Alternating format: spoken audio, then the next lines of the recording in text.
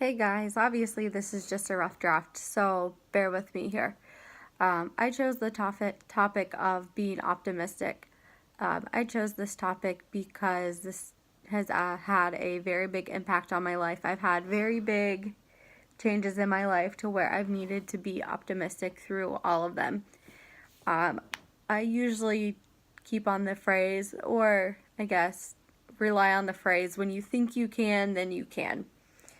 Um, every time that I either need a pick me up, or I've ever felt down on myself, I just remember that there's either a better time coming up or there's something else that's good coming for you.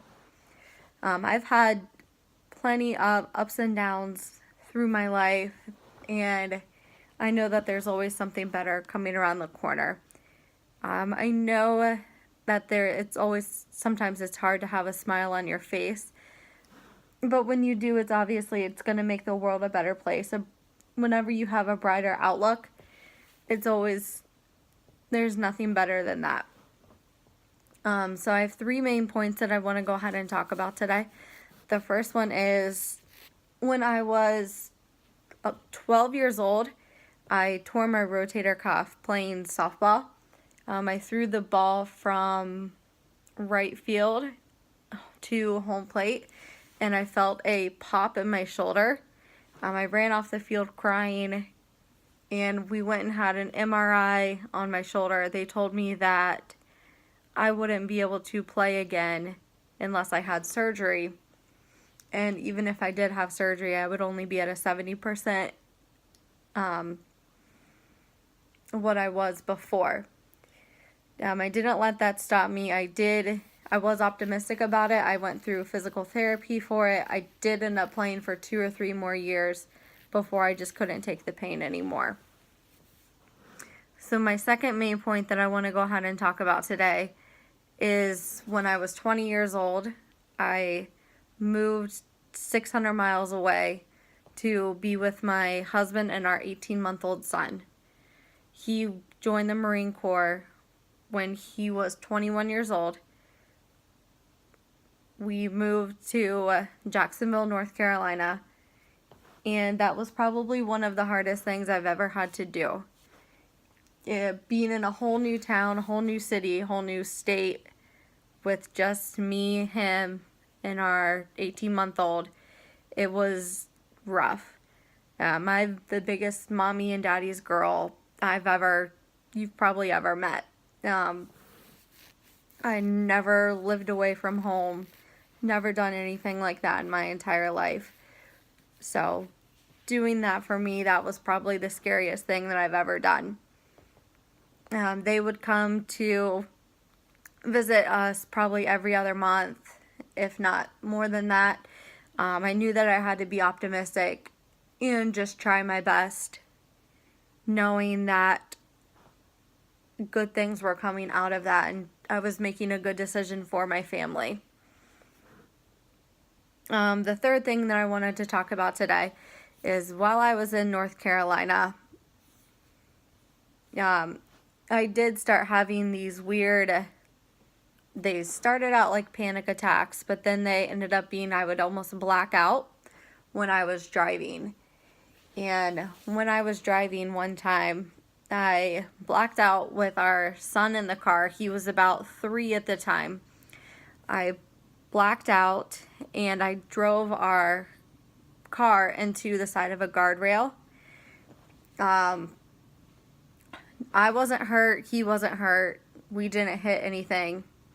So that was the only good thing about it. So I was optimistic that, I was happy that no one was hurt.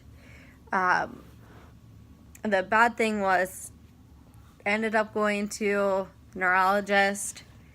Unfortunately, I wasn't allowed to drive after that. I had probably 2 years worth of testing, if not more. Countless MRIs, EEGs, EKGs, whole 9 yards, anything you can think of, all tests that you can think of. I was still optimistic that I could still drive, still work, still do everything. finally, when we moved back to Ohio, so we moved back to Ohio about 3 years ago. So I'd been dealing with all of the issues at that time for probably 2 years with them not being able to figure out what they were. They finally figured out that what I was having were actual seizures, and they diagnosed me with actual epilepsy at that time. So that hit me blindsided to the point where I didn't even realize what I had had, or that I'd been having seizures my entire life, which was just really strange to me. Since I hadn't had any real seizures in about 6 months, and since I wanted to actually have my life back, and since I was finally being super optimistic and actually ready to get my life back, and by that time we had another son, I was ready to drive, do everything. I was allowed to drive, allowed to work. So being optimistic and being confident about that just made everything really excited again. So I guess the main points that I want to go over again, so it's no matter, even if you struggle, you can still you have to be optimistic. Anyone can be optimistic no matter what your challenges are. So no matter that I had career-ending injury, I had to move to a completely different state when I was 20 years old, with being a biggest mommy and daddy's girl. It was super scary, and finding out that I had epilepsy, but still being optimistic, still not knowing what my future holds, is still pretty cool. So like I said, what I live by is, if you think you can't, then try again.